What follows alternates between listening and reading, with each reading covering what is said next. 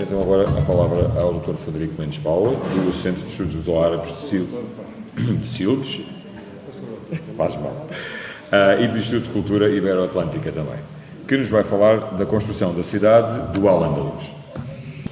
Bom dia a todos. Como já foi dito, eu vou falar sobre a construção da cidade do Al-Andalus. Eu começo por fazer uma pequena referência àquilo que era a cidade tardo-romana e à cidade visigótica, e nesta perspectiva de transição, e dizer que, para os romanos, romanização e urbanização eram um pouco a mesma coisa. Urbanização no sentido de construir cidades e de criar redes de cidades com vias de comunicação para dominar o território. Dizer também que das aproximadamente 2.000 cidades que existiam no Império Romano, cerca de 400 estavam na Península Ibérica. O declínio civilizacional de Roma inicia-se a partir do século III. Opera-se nessa altura uma grande transferência de poder para as áreas rurais, com um abrandamento da atividade mercantil, vinculando cada vez mais a economia a uma economia rural. Isto reflete-se também na falta de necessidade de transporte de mercadorias, inutilidade de grandes construções nas cidades e assiste-se a uma certa desconstrução da cidade e da sua própria ruralização, com a demolição de muitos equipamentos e aproveitamento de materiais para outros fins, para além de transformação de muitos dos lotes urbanos em pequenas hortas. É preciso também dizer que a estrutura do povoamento romano na Península Ibérica era uma estrutura muito estável. Muitas das cidades não tinham muralhas e nós vemos que, na iminência das invasões bárbaras, muitas das cidades foram elas próprias desconstruídas pelos romanos para construir muralhas de uma forma apressada, e isso está patente, por exemplo, na presença de muita estatuária em muitas muralhas dessa altura. Torres Balbás tem uma frase que eu penso que é interessante, que ele diz que as próprias populações rurais dos arredores pilhavam as cidades num contexto de anarquia total, em que animais ferozes as invadiam para comer os cadáveres mortos que jaziam no seu interior. Isto é uma visão um pouco apocalíptica daquilo que era a cidade visigótica ou tardo-romana. Não é essa, digamos, hoje a visão de muitos dos investigadores, principalmente de arqueólogos que têm estudado a cidade visigótica e que a entendem como uma cidade que, não negando toda essa transferência de poder para as áreas rurais, que se mantiveram na cidade uma série de elites hispano-romanas e os novos bispados, que houve, de facto, uma certa desmonumentalização da cidade, mas que a cidade visigótica também teve a construção dos seus edifícios e equipamentos próprios e que ela foi, principalmente, a cidade que fez a transição da cidade clássica para a cidade medieval, que, no nosso caso, acabaria por ser consumada precisamente no período árabe. No século VIII existia uma situação caótica do ponto de vista político, económico e social, por diversas guerras entre fações visigóticas. A rede urbana estava obsoleta àquilo que eram, do ponto de vista que eram as necessidades da civilização árabe, e quando os árabes chegam à península tiveram que reabilitar ou reestruturar essa rede urbana, em que algumas cidades são abandonadas, outras são construídas de novo, mas que a esmagadora maioria das cidades existentes são reaproveitadas e vão ser reestruturadas. Inicialmente, entre o século VIII e o século X, num processo tímido, digamos assim, porque é um processo de grande concessão, de manutenção das elites nas próprias cidades e em que não há transformações radicais na sua estrutura, podemos dizer que se assiste a um processo mais de orientalização, mas que a partir do século X começa-se a operar aquilo que podemos chamar a construção da cidade do Al-Andalus.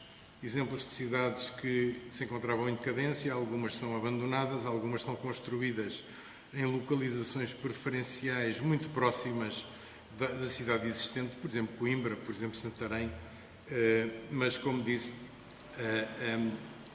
a maior parte das cidades são, de facto, reabilitadas.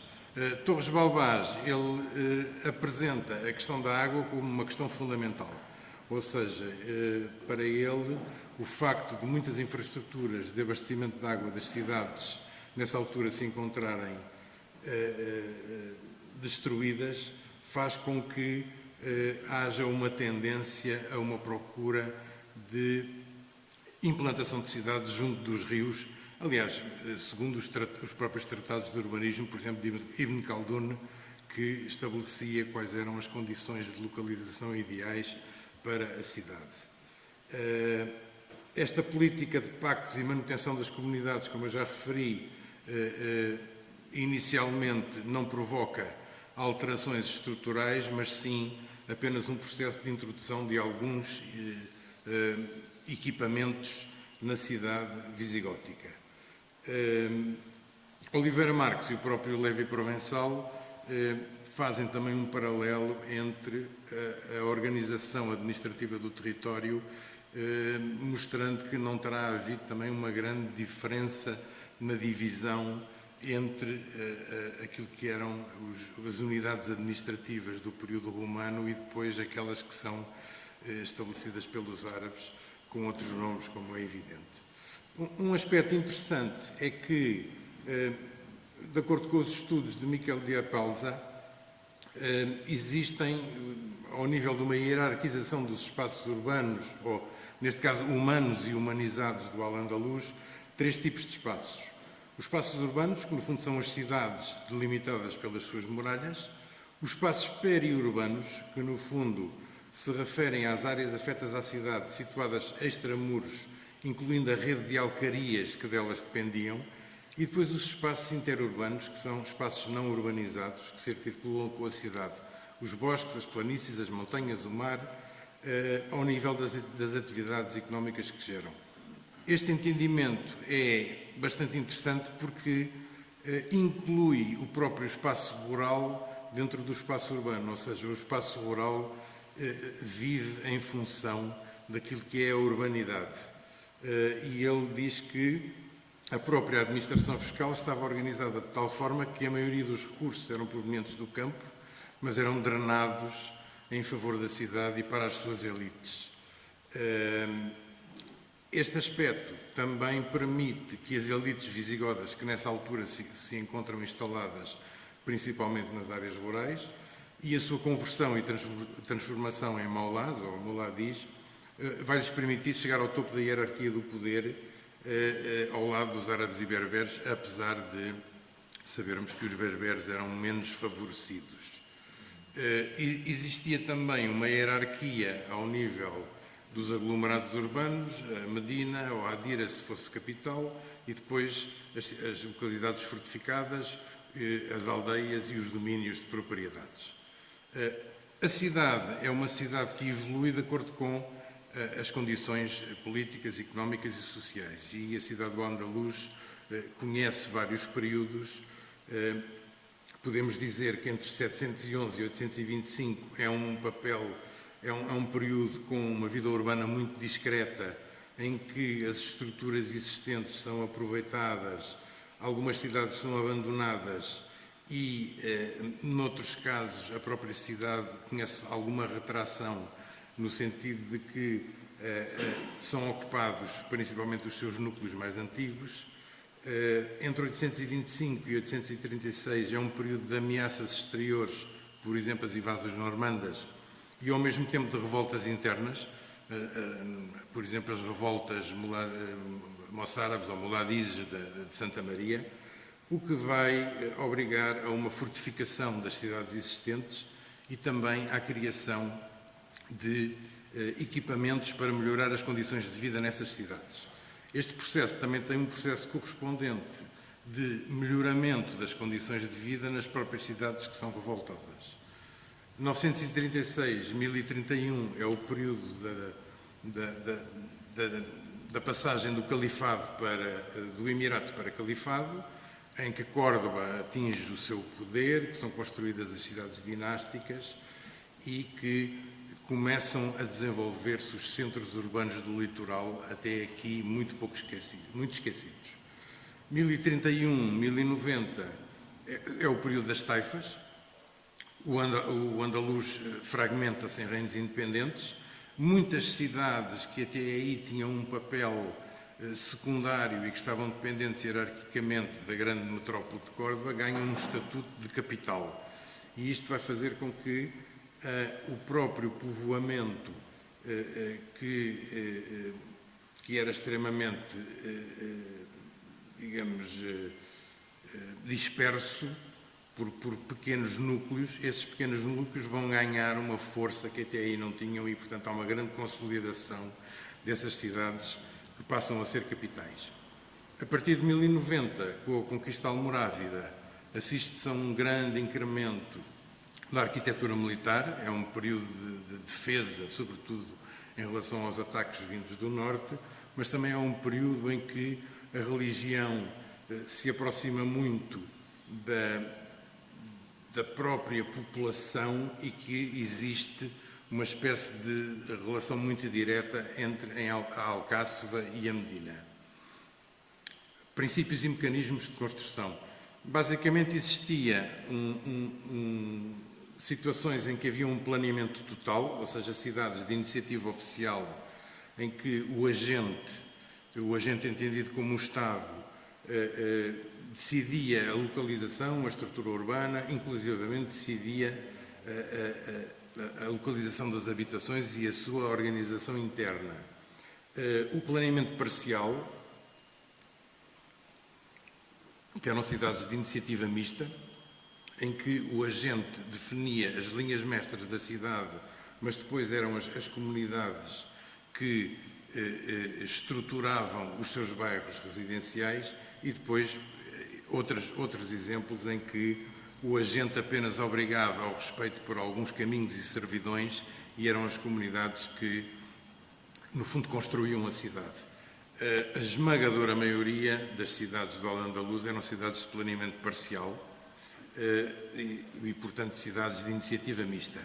Nós temos um relato da fundação da cidade de Fez por Ibn Abizar, de 1326, quando a cidade é fundada por Idris Ben Idris, no ano de 808, e é esclarecedor o processo de como a construção da cidade se fazia, nesta altura uma cidade de raiz, que dá muitas pistas para como as cidades depois são estruturadas, mesmo sendo cidades pré-existentes.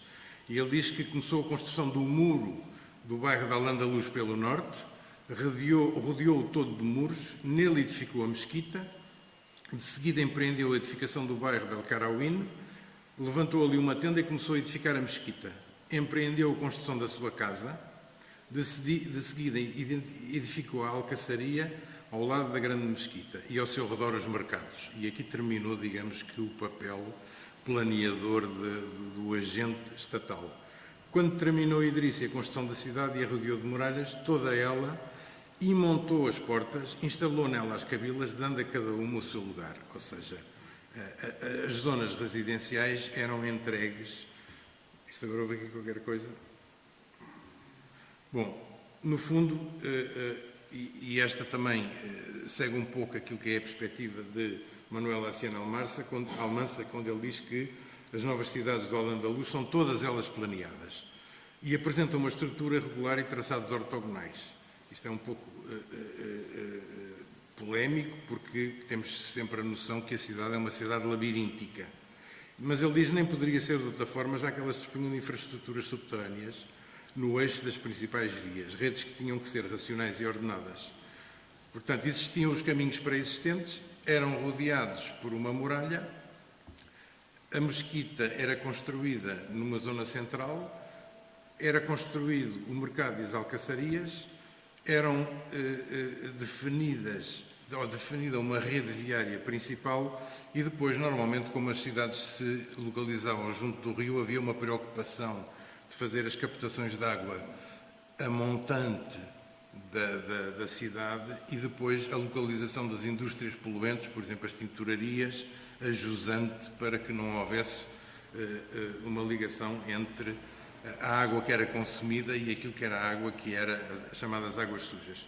Mas aqui terminava o processo de planeamento da cidade, porque seria nesta trama regular que se iriam desenvolver operações urbanísticas de caráter residencial, vulgo parcelamentos de iniciativa comunitária, estes sim sujeitos a princípios menos rígidos e de acordo com normas de caráter social que darão origem aos traçados labirínticos característicos das Medinas.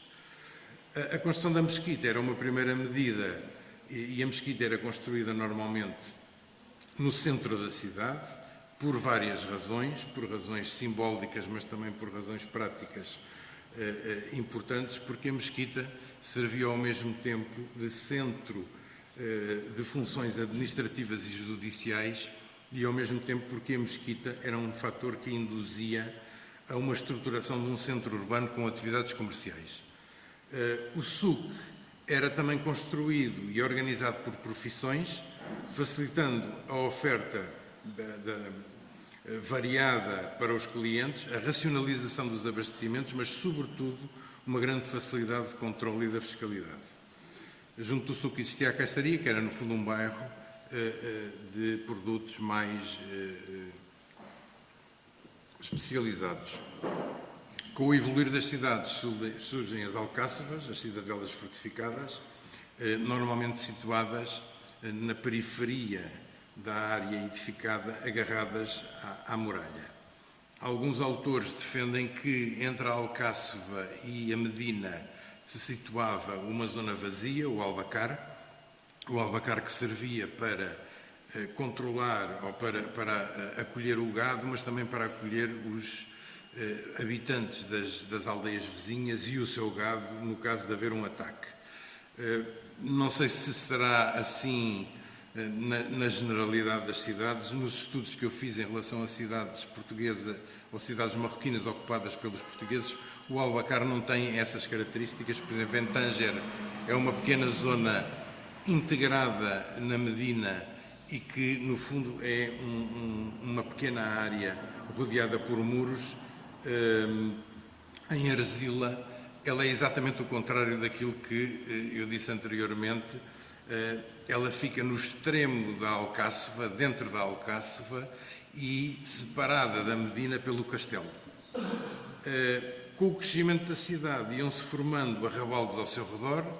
Esses arrabaldes, por vezes, acabavam por ser rodeados de muralhas e isto acabava por criar uma compartimentação entre os vários bairros através de uma separação entre si de muralhas que Torres Balbás também diz que povoados por vezes por gente da mesma origem ou consagrados à mesma função social. Cada uma destas partes tinha vida própria. Árabes e berberes ocupavam normalmente bairros próprios, dispondo de uma mesquita secundária, ocupando as tribos dominantes os bairros mais centrais. Um grupo que invariavelmente ocupava um bairro próprio eram os judeus e que, dependendo da sua importância económica para o próprio poder, estariam mais ou menos bem situados. Parece que os cristãos fugiam um pouco a esta regra, que se observava nas cidades uma certa dispersão das igrejas e que, apesar de haver bairros para cristãos, muitas vezes até extramuros, eram a única comunidade que se integrava, digamos que, nos bairros das outras comunidades. Bairros residenciais. De facto, a muralha marcava a diferença entre a Medina e o Rabat, ou a cidade entre Muros e o Arrabalde, mas, para além disso, a cidade dividia-se em bairros chamados de derb, frequentemente seccionados por muralhas secundárias, e este fracionamento do tecido urbano correspondia a um fracionamento social. Eu penso que convém dizer aqui que a atribuição de diferentes áreas específicas para cada um deles não pode ser entendida como um processo de segregação, mas de reconhecimento dos seus direitos, já que lhes conferia a liberdade de se organizarem socialmente com as suas estruturas próprias e disporem dos seus espaços de culto. O processo de criação dos bairros está ligado a esta hierarquia, a uma hierarquização da rede viária, conotada com preceitos corânicos. Katá significa escriturar e é o ato de instituição de uma propriedade pelos que a vão ocupar, seja um indivíduo, uma família ou uma tribo.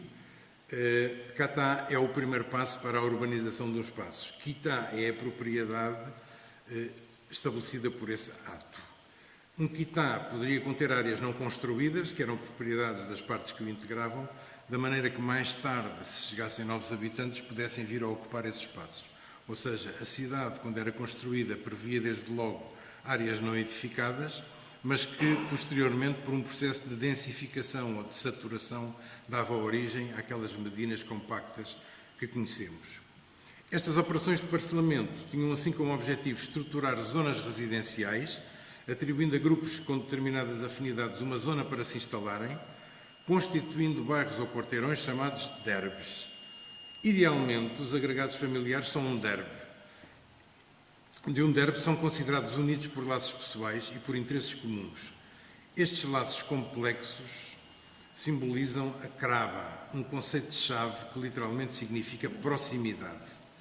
Em Marrocos, a craba comporta significados que atingem laços de parentesco, participação em alianças, laços de apadrinhamento e clientelismo ou obrigações comuns desenvolvidas fora da vizinhança. Uma darbe pode ser definida como a ampliação da craba num espaço físico contíguo. Os agregados familiares de uma darbe deviam ter capacidade para assumir uma determinada unidade moral para que o espaço social da sua darbe possa ser considerado uma extensão do próprio agregado familiar. Nos vários bairros ou quarteirões, a craba manifesta-se de diversas formas. Participação conjunta em cerimónias, para além de responsabilidades atribuídas aos habitantes das darbe, como seja construir e manter a mesquita, contratar um faqih ou professor corânico, ou ainda contratarem um guarda noturno ou assas. Os homens residentes de cada darbe são chamados de ma'ruf, ou conhecidos, e as mulheres respeitáveis circulam livremente nas suas ruas. Isto é uma citação de um texto de Dale Eichelman. A estrutura viária era hierarquizada, existiam as ruas, que aqui vemos representadas com este tom, não sei de que cor é que é, se é amarelo, se é cor de laranja, se é verde, eu sou daltónico, peço desculpa por isso, mas eram as vias, os eixos principais, que eram claramente vias de utilização pública. Mas depois existiam os impasses, que estão aqui representados a azul, que eram arruamentos estreitos e tortuosos, becos sem saída que constituíam os acessos às habitações, também designados adarves. São espaços muitas vezes encerrados no seu início por um portão conjugado com um arco que liga os imóveis de um e do outro lado da rua. Os impasses são tratados como espaços semi-privados, geridos em copropriedade pelos vizinhos. Não são espaços escriturados como espaços privados, mas têm uma utilização privada. A gestão privada da cidade tinha regras e obedecia a determinados conceitos. Um deles era o da apropriação do espaço público através do direito de uso, a finá, significado pátrio ou adro, conceito de espaço confinante com o acesso a uma habitação e de utilização preferencial para o seu proprietário, que se materializava na construção ao nível do piso superior. O conceito de fina permite estabelecer a diferença entre a via pública ou comercial e a vida privada ou residencial, definindo-se como um espaço aberto ao redor ou frente a um edifício, segundo a opinião da maioria dos juristas muçulmanos, considera-se como parte da propriedade. De acordo com o escrito do califa Omar ibn Khattab, todos os propriedades dispõem do direito de usufruir a sua fina. O direito concede esta noção como extensão da casa, uma espécie de hurm, espaço sagrado. Apesar disso, o proprietário não tem direito de ocupar fisicamente a fina com construções, mas apenas utilizá-la como um espaço exterior de uso privado, por exemplo, para estacionar o seu burro, cavalo ou para fazer cargas e descargas. No entanto, a fina poderia ser ocupada fisicamente ao nível do primeiro andar, por exemplo, na construção das chamadas mocharabias, as chamadas varandas árabes, designação que vem do termo sharibá, que quer dizer beber, portanto seria o local onde se bebia o chá. Eram encerradas por estes entrelaçados de madeira chamados raushan, que deu origem ao nosso termo reixa, e noutros países a moxarabia também tem o nome de tahrim, por exemplo no Iémen, que significa, vem do verbo haram, proibido, e que significa uma zona onde se pode ver para o exterior da casa, mas que do exterior não se pode ver para o interior. A existência da fina, da ocupação da via pública superior de um e do outro lado da rua, quando as duas propriedades frente a frente pertenciam ao mesmo proprietário, podia-se construir um outro elemento que era o sabate que ocupava e criava uma ligação entre os dois lados da rua. O sabate era muito incentivado pelas pessoas que geriam a cidade por várias razões. Por um lado, porque climatericamente tornava as cidades mais frescas, mas sobretudo porque, do ponto de vista estrutural, eram elementos muitíssimo importantes na contenção estrutural das fachadas, não permitindo que, em casos de sismos, as fachadas se abrissem e ficavam, de certa forma, muito mais resistentes. Para além disso, existiam bastantes normas muito práticas. Por exemplo, duas habitações não podiam ter a porta frente a frente, nenhum terraço podia ser mais alto que o terraço do vizinho, o próprio muezzin,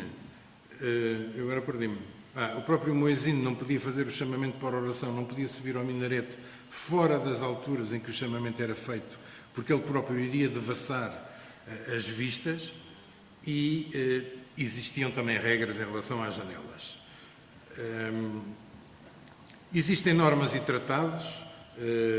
O direito malaquita não atribui um estatuto jurídico próprio ao espaço público, mas remete, digamos que, para a utilização do espaço público esse direito. E aí faz uma diferença clara entre aquilo que é a rua e aquilo que é o impasse, definindo a rua como um espaço de utilização pública e o impasse um espaço de utilização privada. Existem normas e tratados.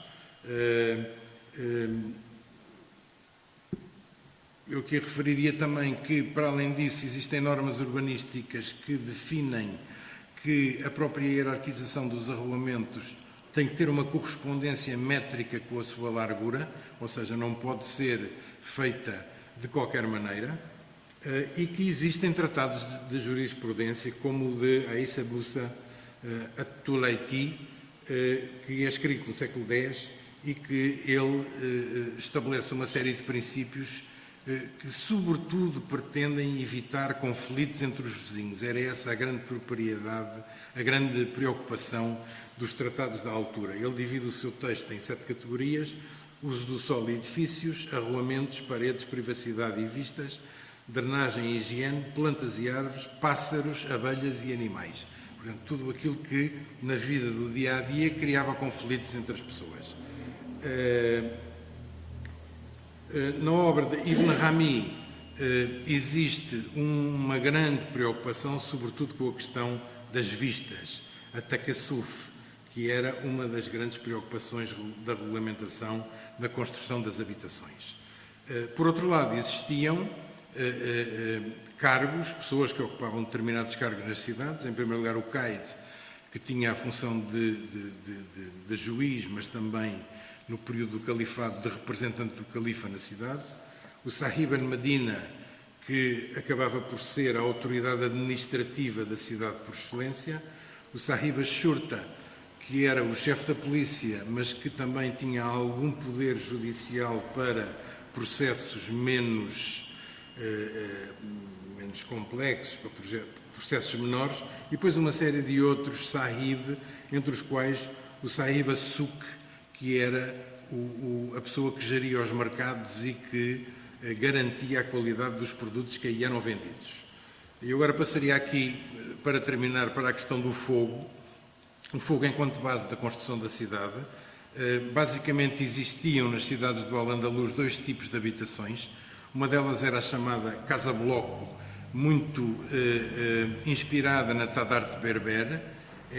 Esta bolinha vermelha é o fogo, portanto é o sítio onde se faz o fogo, onde se faz a lareira. Não é por acaso que nós hoje em Portugal ainda chamamos a uma habitação um fogo, porque é a cozinha, digamos, o fogo que define a unidade habitacional. A Casa Bloco era uma casa, sobretudo de zonas rurais e de zonas urbanas muito pobres, que podia especializar-se através da subdivisão interna ou através da ampliação. Mas também podia associar vários módulos, criando um pátio de utilização própria, ou agregar-se a outras habitações, criando uma espécie de protopátio que era gerido comum. A outra casa era a Casa Pátio, que vivia precisamente do pátio ao Wastad-Dar, que significa o centro da casa, com uma entrada descentrada em relação ao pátio para não haver o devassamento do interior. Nenhum compartimento comunicava com outro compartimento, tudo comunicava com o pátio. Existiam 2 compartimentos especializados, a cozinha e a latrina, e depois existiam outros compartimentos não especializados, ou seja, que serviam de salas ou de quartos, muitas vezes tendo numa das extremidades a chamada alcova. A Casa Pátio podia ampliar-se horizontalmente, ocupando espaços vazios, se eles existissem, ou verticalmente, quando esses espaços não existiam.